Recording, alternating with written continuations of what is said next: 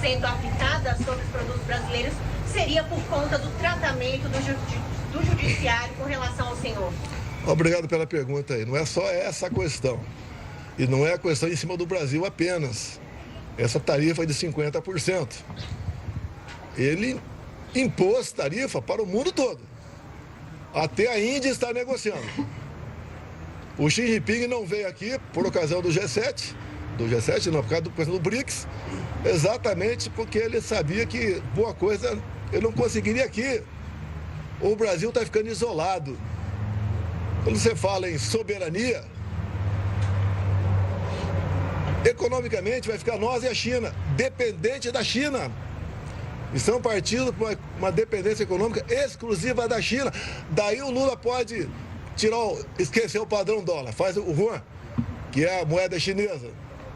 Agora a carta do Trump, por 4 ou 5 vezes citou meu nome. O que ele quer aqui?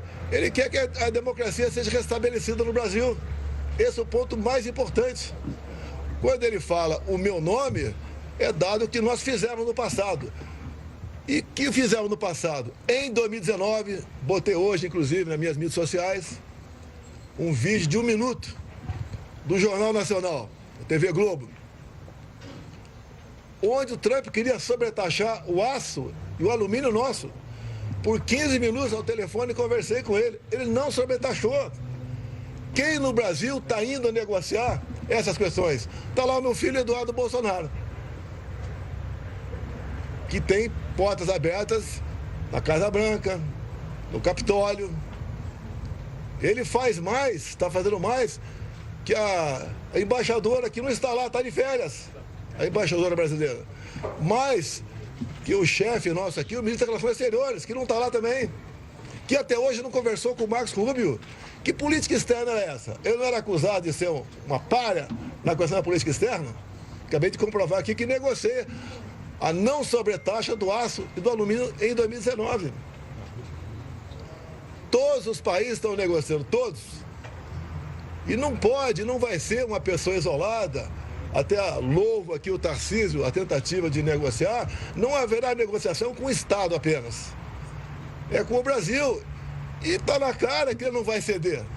Quem ceder para o Brasil, os outros vão fazer também questionamentos.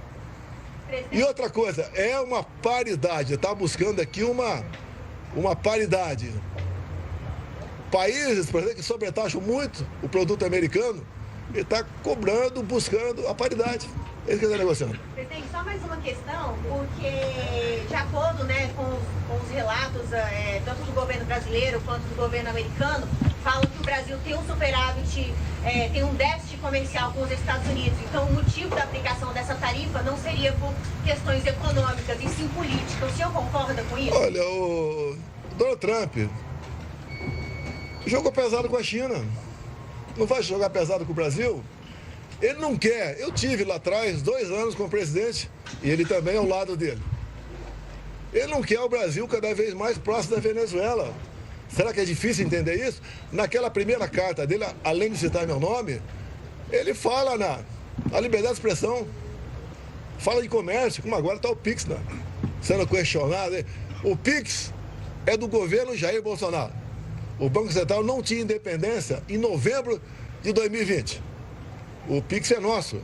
Agora, o que eu estou sentindo que seria essa citação do governo americano agora, que antes do PIX, você tinha um cartão e você pagava uma taxinha em cima disso.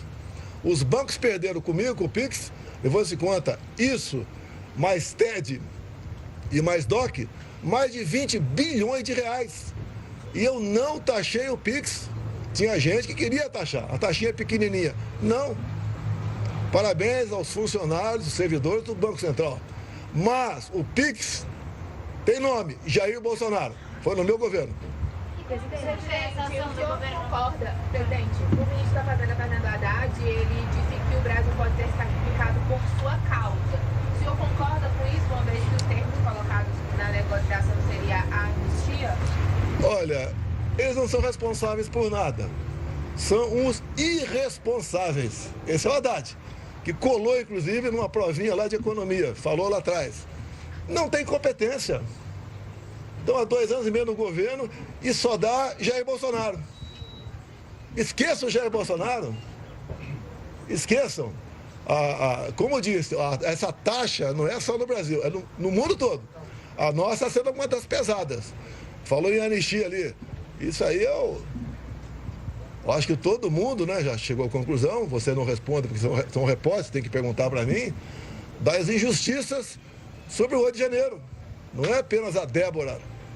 Há 3 semanas, uma senhora com 7 filhos foi condenada a 14 anos de cadeia.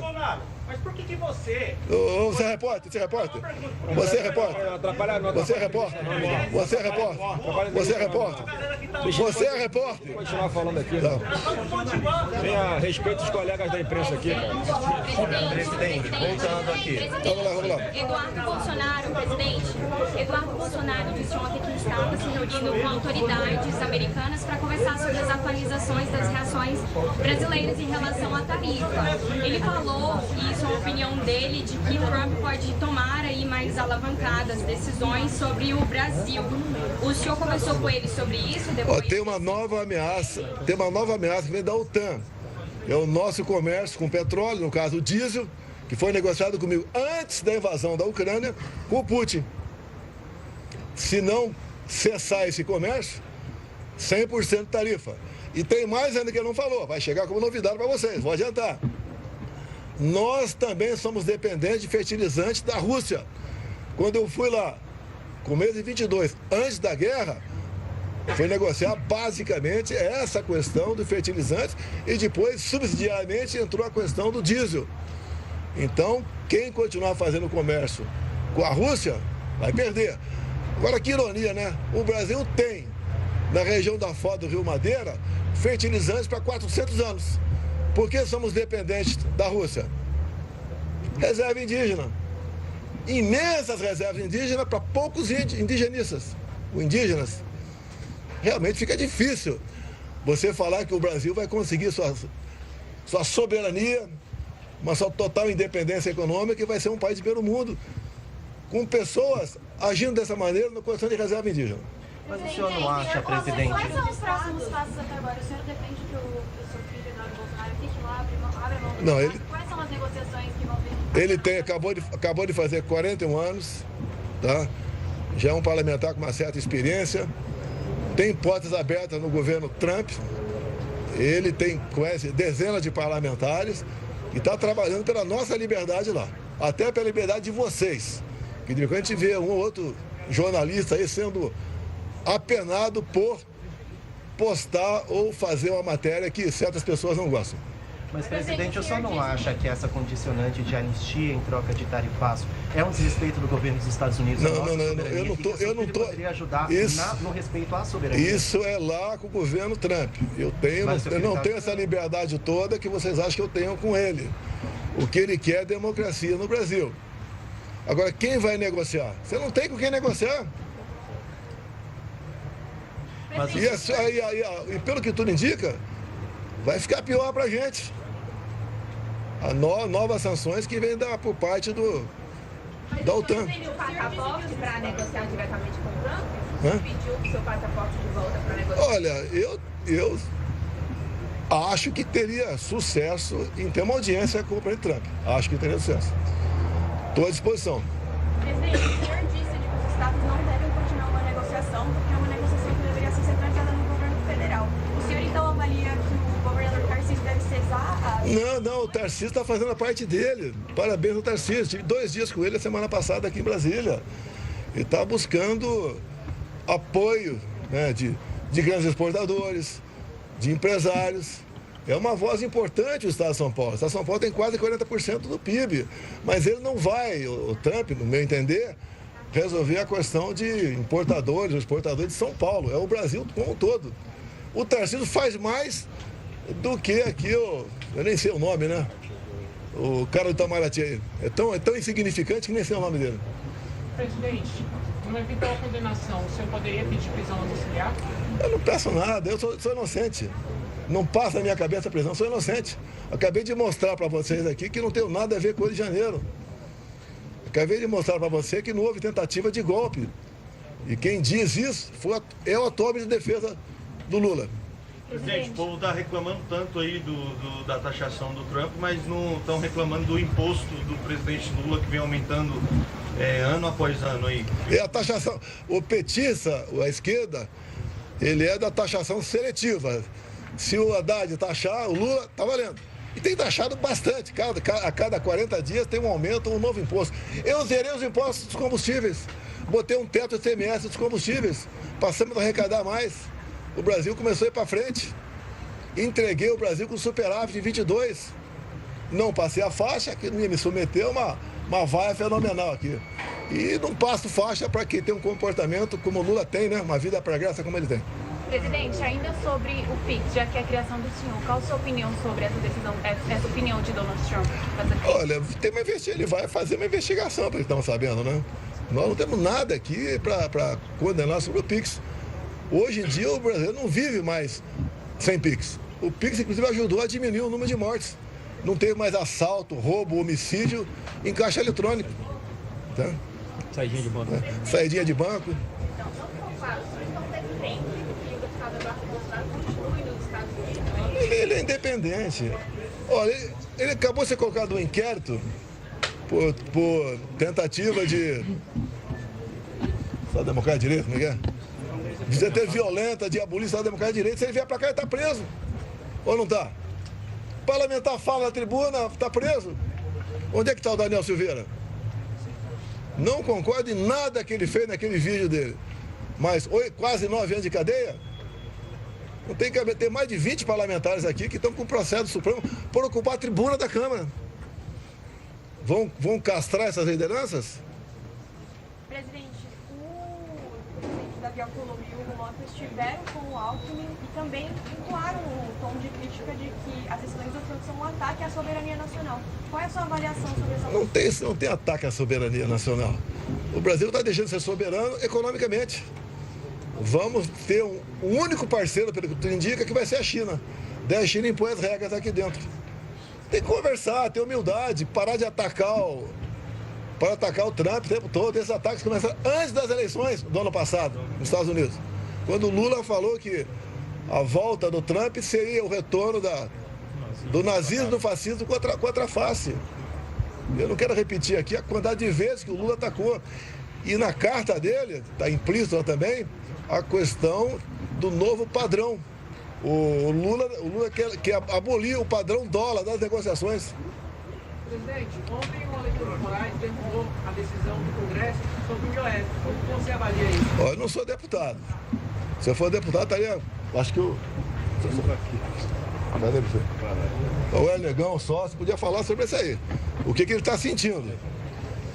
Bom, para nós, do PL e da oposição, fomos muito claros ontem de que é uma total interferência ao Congresso Nacional, uma afronta ao Estado Democrático de Direito, e é vergonhoso ver que a caneta de um ministro do Supremo Tribunal Federal, monocraticamente, que não teve nem o sorteio para ele, foi declinado para ele por um outro ministro, e parece que no Supremo Tribunal Federal de 11 só existe um ministro ultimamente, decidir soberanamente sobre deputados e senadores. Isso é um aviltamento, uma afronta ao Congresso Nacional, e nós ontem tivemos um triste dia no capítulo da democracia brasileira. Isso é inaceitável. O ministro Alexandre de Moraes não teve um voto popular para estar onde está, para decidir por todos nós que somos eleitos pela população brasileira. E agora, o IOF está na conta do Lula e do Alexandre de Moraes. São os dois responsáveis por aumentar impostos aos brasileiros. E acabar com a narrativa que o IOF só atinge os ricos. Atinge todos, sem exceção. Presidente, falando novamente... Você acha já fora das eleições? O quê? Não, se eu já estou fora. Não, não estou fora. Qual crime eu cometi? Eu tentei dar um golpe de Estado? Não dei. Se for condenado, injustiça. Por que eu estou inelegível? Abuso de poder político e se reuniu com embaixadores? 2 meses antes, o ministro Fachin havia se reunido com embaixadores. E terminou essa reunião, o ministro Fachin, os seus respectivos chefes de Estado devem reconhecer o ganhador das eleições imediatamente após o anúncio do TSE. A outra, abuso de poder econômico.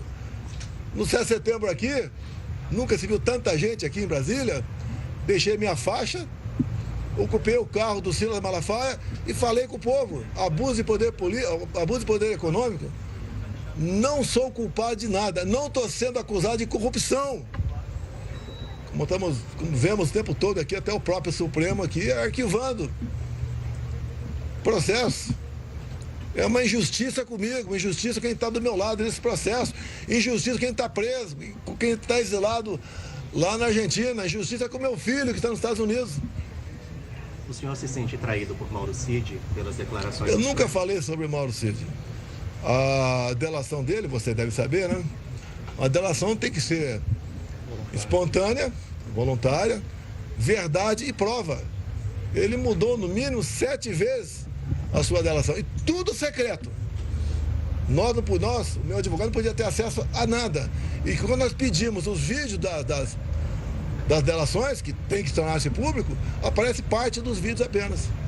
Ele foi chantageado, ele foi ameaçado quando entrou no hall de possíveis punidos a esposa e a filha. Em relação à reunião com os chefes das Forças Armadas para discutir a tal da minuta golpista, o senhor assume que teve essa reunião com eles? Foi discutida essa minuta? Você fala em minuta golpista, né? Cadê essa minuta? O próprio Alexandre de Moraes falou que não tem. Não foi conversado sobre dispositivos constitucionais.